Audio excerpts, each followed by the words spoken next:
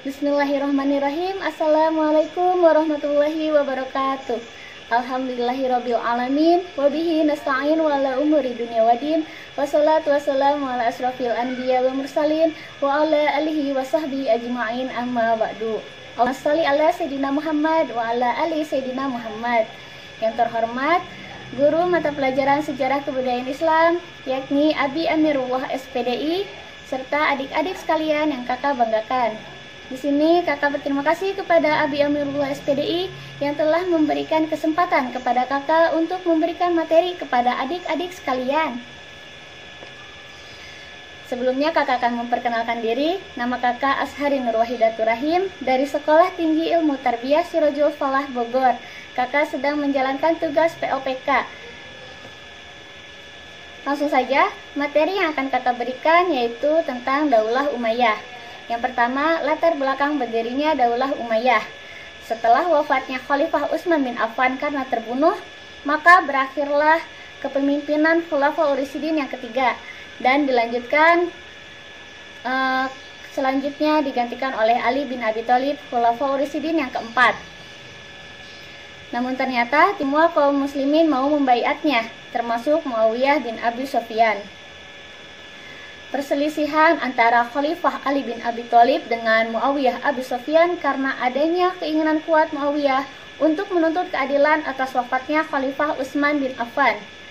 Takhim Daumatul Jandal pada 36 sampai 37 Hijriah, 456 sampai 657 Masehi, yaitu mengenai kepemimpinan umat Islam antara pihak Muawiyah bin Abu Sufyan dengan Khalifah Ali bin Abi Thalib. Akan tetapi, ada intrik politik dari pihak Muawiyah berkaitan hasil kesepakatan, yaitu secara sepihak mengangkat Muawiyah, gubernur Syam, untuk menjadi khalifah menggantikan Ali bin Abi Thalib. Beberapa tahun setelah takhim, Khalifah Ali terbunuh oleh Abdurrahman bin Muljam pada 19 Ramadan 40 Hijriah atau 660 Masehi. Yaitu Abdullah bin Sabah. Dipilihlah putranya Hasan bin Ali sebagai khalifah. Hasan menjabat hanya 3 bulan. Lalu Hasan bin Ali menyerahkan jabatannya khalifah kepada Muawiyah bin Abi Sufyan dengan 3 syarat. Yang pertama, Muawiyah harus memberi jaminan keselamatan kepada Hasan dan keluarganya.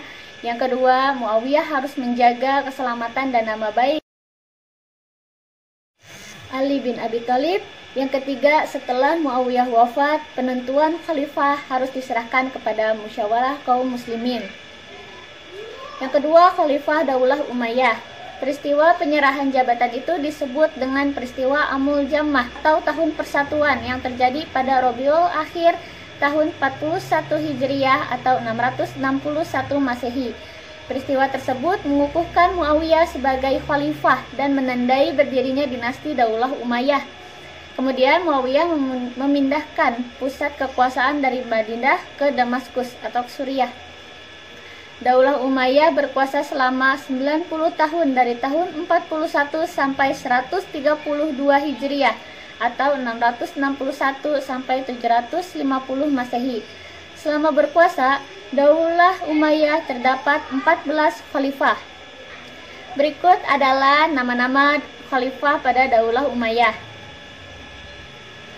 Adapun tokoh-tokoh yang berhasil dalam membangun dan mengembangkan sosial budaya pada masa Daulah Umayyah. Yang pertama ada Khalifah Abdul Malik bin Marwan. Yang kedua ada Khalifah Walid bin Abdul Malik. Yang ketiga ada Khalifah Umar bin Abdul Aziz. Yang terakhir yang keempat ada Khalifah Hisham bin Abdul Malik. Selanjutnya perkembangan peradaban pada masa Daulah Umayyah. Yang pertama ada perkembangan di bidang sosial. Nah, terciptanya keterlibatan kehidupan masyarakat karena sudah adanya peraturan dan perundang-undangan negara dan adanya lembaga penegak hukum seperti lembaga pengadilan dan kepolisian. Terciptanya kemakmuran dan keadilan yang merata karena pemerintah telah memberikan hak-hak dan perlindungan yang sama kepada warga. Yang kedua ada perkembangan di bidang budaya. Bahasa Arab di sini berkembang luas dan ke berbagai penjuru dunia dan menjadi salah satu bahasa resmi internasional di samping bahasa Inggris. Mencetak mata uang dengan menggunakan bahasa Arab, mendirikan pabrik kain sutra, industri kapal dan senjata, gedung-gedung pemerintahan.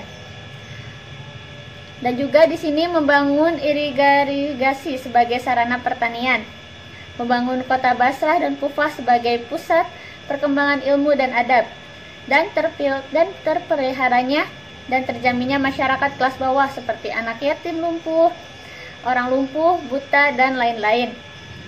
Dibangunnya rumah sakit, jalan raya, dan sarana olahraga seperti gelanggang pacuan kuda. Yang ketiga, ada perkembangan atau prestasi di bidang politik militer. Terbentuknya 5 lembaga pemerintahan. Yang pertama ada lembaga politik, yang kedua ada lembaga keuangan, yang ketiga lembaga tata usaha negara, yang keempat lembaga kehakiman, dan yang terakhir yang kelima lembaga ketentraman. Dan kemudian terbentuknya Dewan Sekretaris Negara atau Diwanul Kitabah yang bertugas mengurusi berbagai macam urusan pemerintahan. Dewan ini terdiri dari 5 orang sekretaris. Yang pertama sekretaris persuratan, yang kedua sekretaris kepolisian, yang ketiga sekretaris kehakiman, yang keempat sekretaris keuangan, dan yang kelima sekretaris tentara.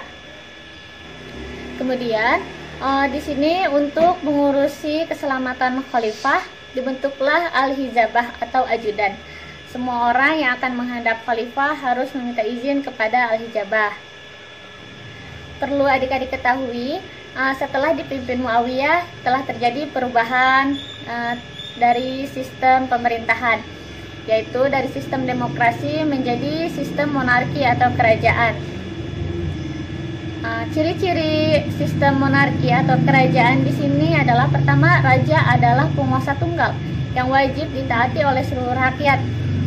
Kemudian memiliki hak penuh untuk menentukan dan melaksanakan suatu ketetapan hukum sesuai dengan kemauan sendiri. Dan rakyat berfungsi sebagai pembantu raja yang harus dimuliakan, dimakmurkan, dan dicukupi semua kebutuhannya. Semua pendapat dan keinginan rakyat hampir tidak pernah diberi kesempatan untuk mengungkapkan. Terjadi pengangkatan putra mahkota. Nah, jadi yang telah dicapai di sini adalah memindahkan ibu kota pemerintahan Bani Umayyah dari Kufah ke Damaskus, menetapkan bahasa Arab sebagai bahasa nasional, dan Daulah Umayyah yang dapat berfungsi sebagai alat pemersatu bangsa. Tokoh-tokoh yang berperan dalam pengembangan politik dan militer antara lain ada Khalifah Muawiyah, ada Khalifah Abdul Malik bin Marwan, Khalifah Wahid bin Abdul Malik, Khalifah Sulaiman bin Abdul Malik. Mungkin cukup sekian materi dari kakak tentang perkembangan pada masa Daulah Umayyah. Dan minggu depan akan kakak lanjutkan pada materi yaitu tokoh ilmuwan muslim terkemuka pada masa Daulah Umayyah. Cukup sekian materi dari kakak. Terima kasih karena telah memperhatikan. Semoga adik-adik sehat selalu dan selalu semangat belajar dalam masa pandemi ini. Kakak undur diri. Wassalamualaikum warahmatullahi wabarakatuh.